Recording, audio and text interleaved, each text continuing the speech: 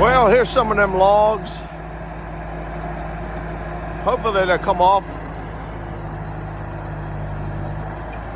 They're wedged down in there pretty good. I think I'm just going to stand back.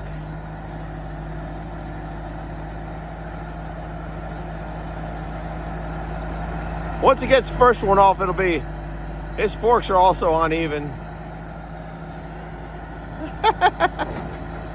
It's loose.